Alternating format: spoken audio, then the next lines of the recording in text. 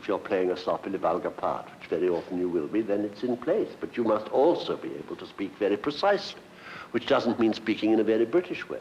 Couldn't seem to me to matter less if one says bath or bath. But Bath is not. I think Dr. Guthrie, if he was going to announce that he was going to do, I don't care what you might say, he's going to do a swing version of Got a Demerung, he could get practically every actor in the United States who is serious about their work for very little trouble, because he is an experience, a cherished experience in the life of an actor. A Dr. Guthrie might come along once in an actor's life, and you've got to grab him when you can get him. Would I ever work with Dr. Guthrie again? In a minute. In a minute. And I would guess that it would go for every actor who has ever been exposed to Dr. Guthrie. In a minute, anywhere. The creative person has a special gift. His private vision of the world. Through words, ideas, images, he touches our view of the 20th century.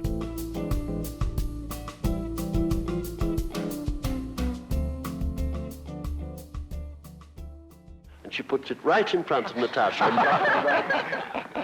And Natasha, in a very shy way, won't have any of that and puts it aside and looks around and gets into the picture. And you do have a flash, don't you? A great flash of fire, because it's fairly early days of photography. Yes. So everybody comes out, in a moment of the photograph, they're all doing that. If we can do this without burning down the new theater, we certainly hope so. Oh, it's nothing. You just get flash powder and put it on the thing. But there's a great moment when it goes off, and it's perfectly obvious. Their mouths are all open and their eyes tight shut when the photograph's taken. This is Tyrone Guthrie, a man of the international stage, thought of by many as its greatest director. From his home in Ireland, Guthrie has set out over a period of 40 years to many parts of the globe.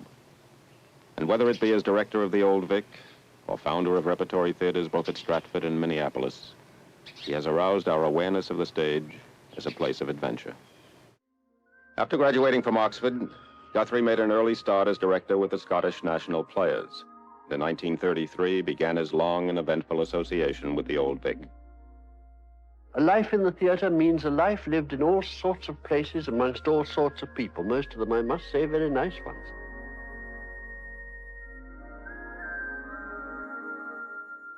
This is Jessica Tandy in Henry V at the Vic years ago. She was back with us in Minneapolis last season, 30 years later. Here's Olivia in the same production of Henry V. Frederick Valk in Canada as Shylock. Up here is Vivian Lee as Titania. Opera choristers above in Ben Britten's Peter Grimes at Covent Garden. And down here, Joan Cross and Peter Pears in the same production at the Garden. And next to them, Charles Lawton, many years ago at the Old Vic in The Importance of Being Earnest. Here are Douglas Campbell and his mother-in-law, Dame Sybil Thorndike, looking at the scaffolding being put up for the tent in the first year at Stratford. And here is the completed theatre during a performance at night. After the war, invitations to direct poured in from just about everywhere, notably Stratford in Canada and the Tyrone Guthrie Theater in Minneapolis, where he staged, among a number of exciting productions, The Miser with Hume Cronin. Guthrie and his associates had carefully sought out a community unexposed to professional theater and willing to support a full-scale repertory company of its own. They found their enthusiastic audience in the Midlands of America.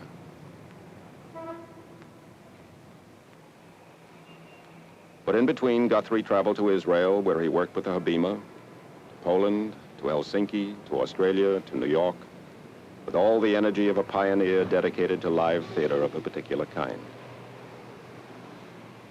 It seems to me that the theatre is the most vivid possible way of telling a story. The story is told not only in direct speech, but with direct impersonation of the characters by different people. And that this is the most vivid, though not necessarily the most concise way of telling a story. And the need to have stories told is a very deep-seated and ancient one in human nature, and I don't think grows any the less as we become more sophisticated. On the contrary, I think our need for stories for fiction, for learning through stories, through parables, becomes greater, just to perhaps require rather more sophisticated and complicated parables. Well, obviously the theatre isn't the only way of telling these stories, but I think it still remains the most directly vivid, because it has more sense of occasion than the television or the movies. I think the mechanical interpretation between the actor and the audience is always going to rob the performance of a sense of occasion. On the movies, you cannot, if you know anything about it at all, but have the feeling that this performance was made for nobody, not for an audience at all. It was got up in a studio, maybe 2 continents away and 5 years ago. This, therefore, is not, to me, as immediate as the performance that is got up for me here and now, in which I participate. I think that the participation of the audience is absolutely vitally important. Similarly with television, though very often the audience participates to some extent, there is very little sense of occasion. It's just us in the living room turning it on, and it's too easy. You turn on a button and somebody pours their soul out, and it just happens to bore you a little at that moment. You switch them out, it's gone. And anyway, what we do doesn't affect the performance. In the theatre, the audience makes the performance not as much as the author and the actors, but to an appreciable extent. A good audience evokes an infinitely better performance out of the artists than a bad one.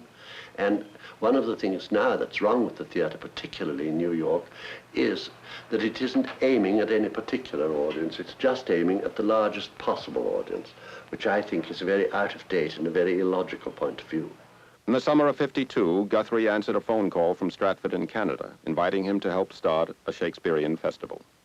The persuasive caller was Tom Patterson, and Guthrie, who was always ready for new adventures in the theatre, was persuaded to take a leading hand in establishing the first truly successful repertory company on this continent. The theatre's most exciting feature was its specially designed stage, which closely conformed to the Elizabethan one, jutting out as it did into the midst of an audience which surrounded it on 3 sides. This brought the spectators into more intimate contact with the actors, long a dream of Guthrie's and his designer, Tanya Moseyevich, since their days together at the Old Vic. Well, of course, there was a proscenium, and we made the most of it. We had scenery, and illusionary scenery, behind the proscenium arch.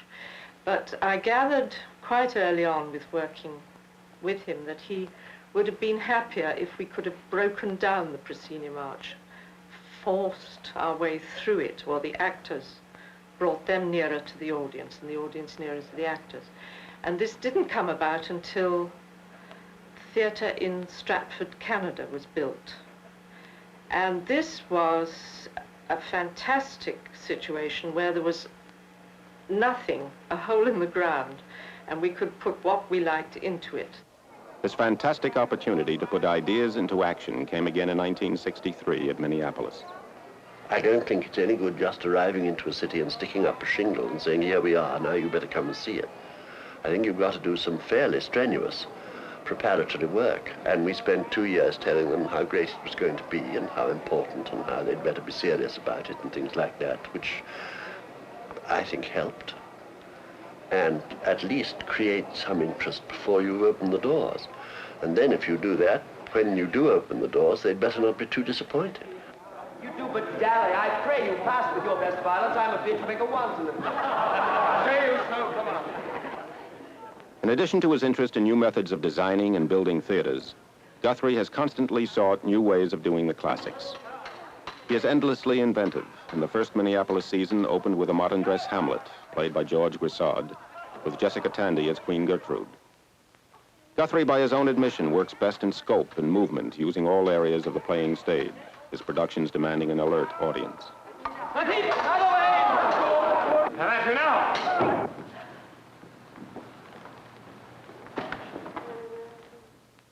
I've had very happy experience in Minneapolis because there we are trying, and I think succeeding, in creating an audience that wants theatre of a particular kind.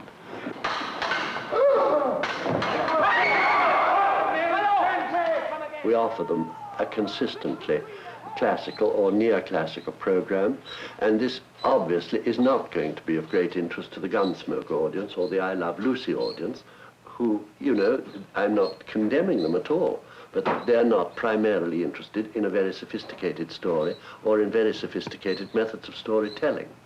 And I think if you are interested in that, then the sensible thing from everybody's point of view is to go out for an audience of a particular character and offer consistently a kind of theatre which everybody is free to accept or reject as they wish.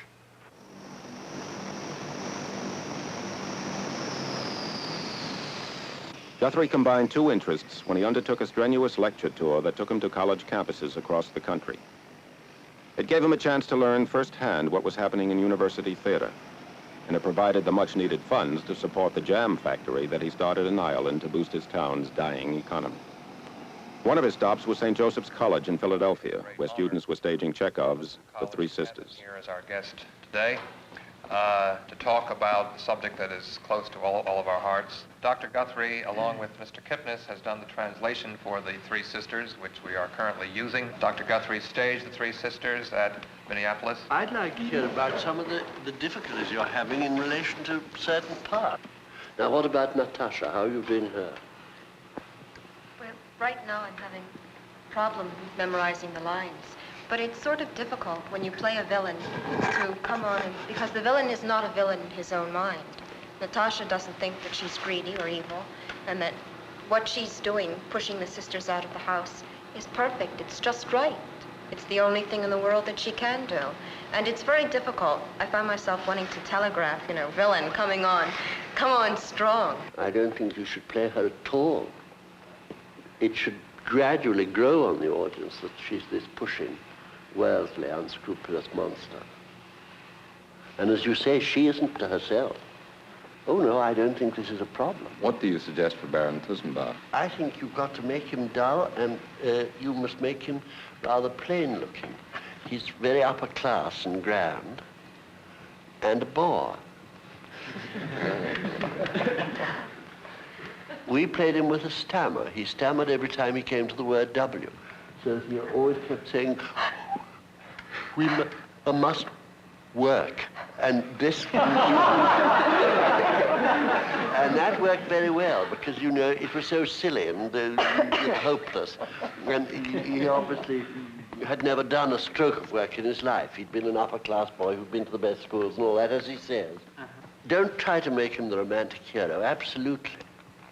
He's got to be a figure of absurdity until the scene where he goes out and fights the duel. And the more foolish he's been before, the more touching is his nobility in that scene and his unselfishness and niceness.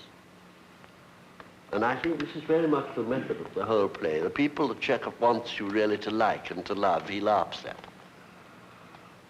And the romantic figures, he's just on the verge of hostile to it. These really are directors' plays, just as some pieces of music are conductors' pieces of music. And the actors, I think, have got to lend themselves to the pattern which the director creates, both choreographically and musically, the pacing of the lines, the music of the lines, because you'll agree it's chamber music. It's themes which come in and in and in different contexts repeatedly. But you don't want to do that self-consciously. And I think the less the actors do, in a way, the better, provided it's just big enough that you know, you play it in this theatre? Yes. Well, the people in the back rows must know what you're trying to suggest, but in the most realistic way. What are your views on the method, the Stanislavski method? I don't know what the Stanislavski method is. All this arose, I think, in the 30s, at the sort of just during and after the Depression, and the original group, who were mostly Jewish people from often rather bourgeois and lower middle background, and they seized on those features which applied to their own case, and very valuably, I think, broadened the social base of the New York theatre tremendously. But then they applied it to everything, and it just doesn't apply to everything. And it's idle to suppose, A, that this was any discovery, this total recall business and all that. Good actors have been doing that always. B, it's idle to suppose that you can do any range of parts simply by searching for truth and by trying, you know, to find the whole thing in your own experience. I think they're now aware of this, and there is a great swing back, certainly in New York, amongst many of the younger pros, They're aware that you disregard technique at your peril. Elocution is no longer a dirty word. I think it's absolutely essential for an actor that he knows the elements of the physiology of the voice, that he knows what he's doing with breathing, with diction, particularly in America at the moment where diction is so sloppy, again, for very understandable causes. It's kind of, and I think this is to everybody's credit, it is sort of bad form to speak better than some other people. In speech, one has to keep back with the Joneses. And actors mustn't submit to this. If you're playing a sloppily vulgar part, which very often you will be, then it's in place. But you must also be able to speak very precisely, which doesn't mean speaking in a very British way. Couldn't seem to me to matter less if one says bath or bath. But bath is not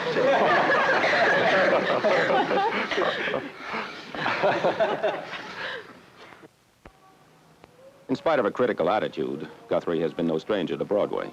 He returned there in the fall of '66 to stage a revival of Dinner at 8, and for this he lined up an impressive number of stars. In the lead parts were June Havoc, the hostess of the dinner party, Walter Pidgeon, seen here with Arlene Francis, and Darren McGavin, who played the aging matinee idol.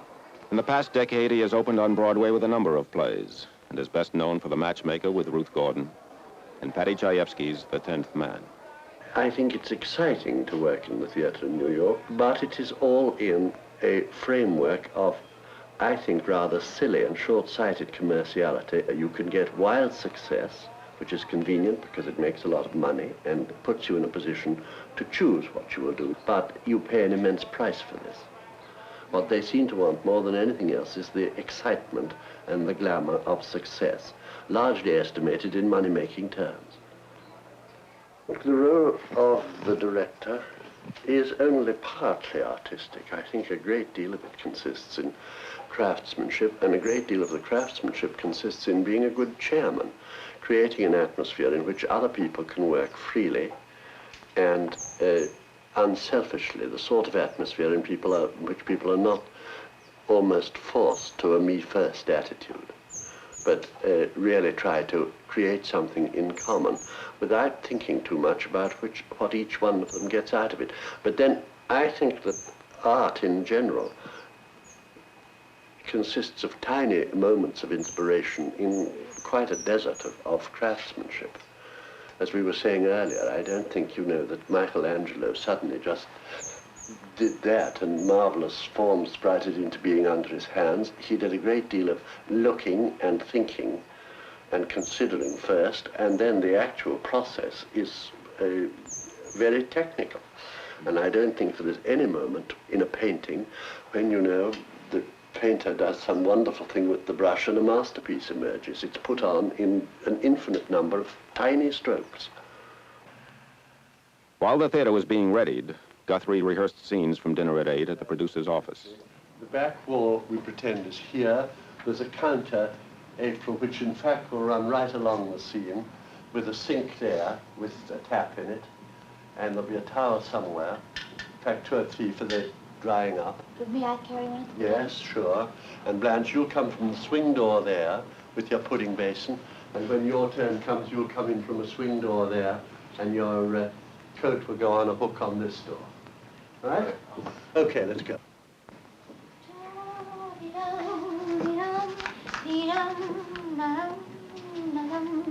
Make a complete turn with that.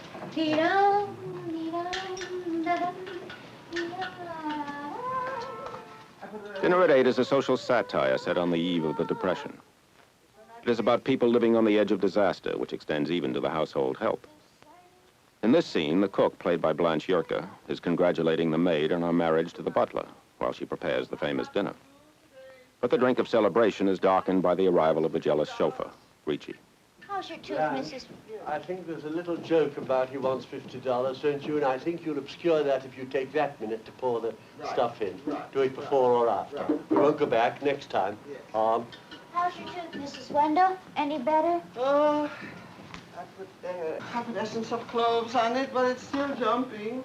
It's still yumping yesterday, which was rather nice. I think Good. I put some essence of cloves. There was never a period when I didn't immensely enjoy directing, even in very humble circumstances. And I've always suspected that I had, and I take no credit for this at all, a faculty for making the rehearsal go, for not boring the actors and for pushing things along at a certain speed that they found stimulating.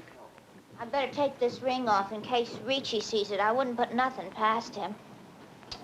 It don't seem hardly right. I believe it's rather usual to have a reading the first time, but I can see no point in that at all, because everybody is shy and embarrassed first time out, and I don't think reading helps to break down the shyness. I think, as with children at a party, the great thing to banish shyness is to get everybody doing something.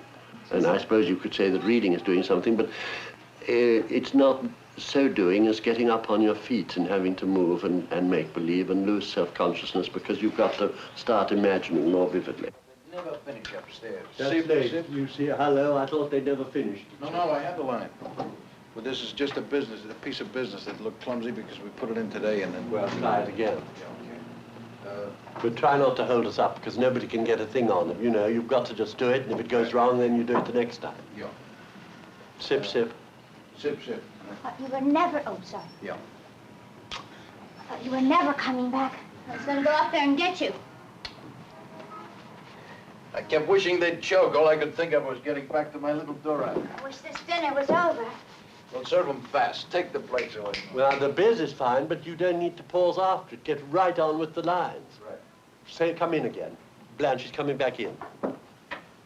Oh, hello. I thought they'd never finish upstairs. Sip, sip. I thought you were never coming back. I was going to go up there and get you. I try to rehearse with a fairly pleased expression most of the time because one is at this time the audience for the actors.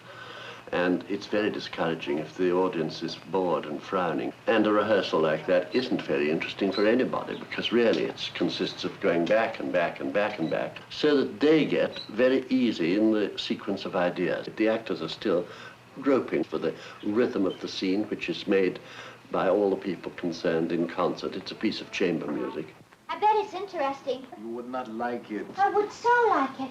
Then I could meet your folks. Wonderful husband. I find that Tony is terribly creative in his approach to an actor. He tells him what to do and makes the demands upon him and then lets the actor do it his own way. And I rather like that because you feel very free within that framework.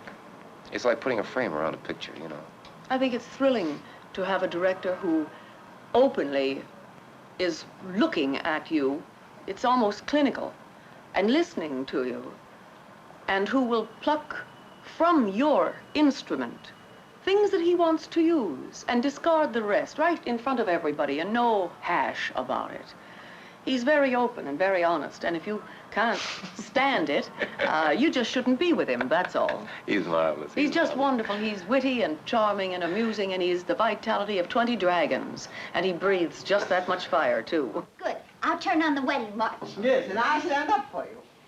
Oh, good. Come on, Gustav. So? Skull! Skull! And don't wait there for the skull to come, and I'll stand up for you. Good, Mrs. Wendell, or something. It wants everybody talking together. Let's stop by skull. From the brandy again. All right, I'll turn on the wedding march. And I'll stand up for you. Come on, good, Gustav. Come on. Skull! Skull! Skull! Skull! Bride and groom! Don't you say to the bride and groom there before skull? Yes. And I'll stand up for you to the bride and groom. It's straight on. And I'll stand up for you to the bride and groom. Skull! Skull! Right, and you two can be talking through that, but don't stop for them, Blanche. Go right on. Just do that once again for the lines. Bride and groom. Skull!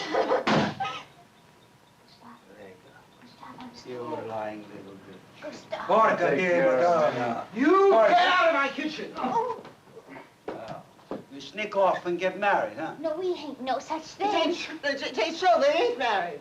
Oh, no?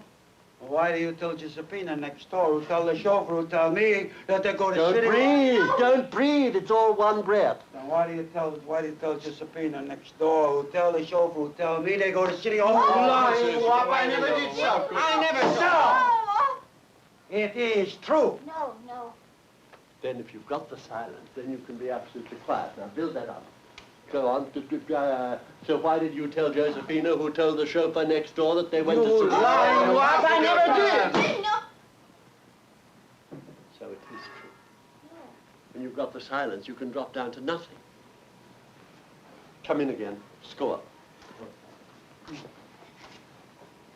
Score! When the place takes fire, I don't think you think, what do I do? You act not at the dictate of conscious reason. And I don't think what is called inspiration in art probably has very much to do with conscious thinking.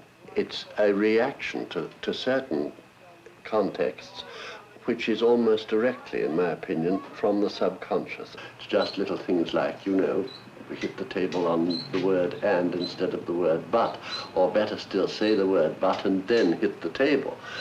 Just little, the impulses are nearly all little technical directions to people of how to make their meaning more clear. I think there's something that happens by the grace of the Holy Ghost, and thank heaven they do happen, but I don't think you know when they're going to happen or when they are happening, perhaps a little bit when they are happening, but certainly not why they're happening. If Antonio Ricci no have us, then no one will have us. Put it down. Stop, no. Oh, you think you can stop me, huh? Yeah. Oh, you want me to take care of you first, huh? Oh,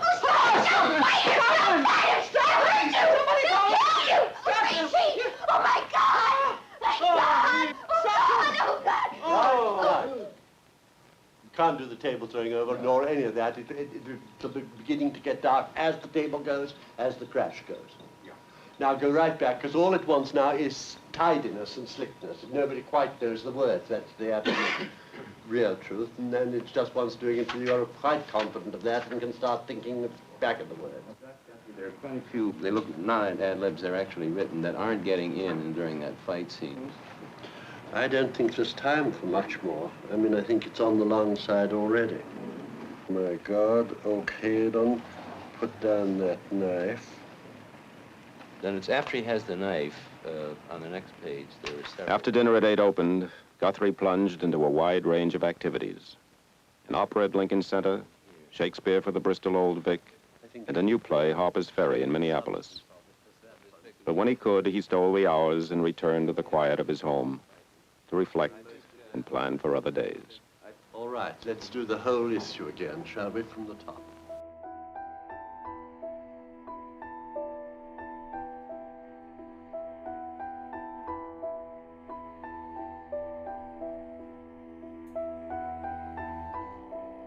Light on the water. Lakes in Minneapolis, too, but frozen. Hard and black under the snow. The thrill of spring in Minneapolis, so sudden you can all but hear the leaves bursting out, and the cardinal birds in crimson and scarlet, and all the other birds coming back from the south.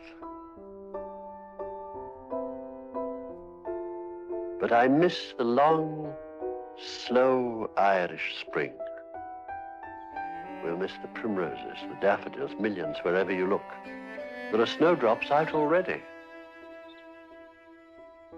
Oh, why do we ever leave this place?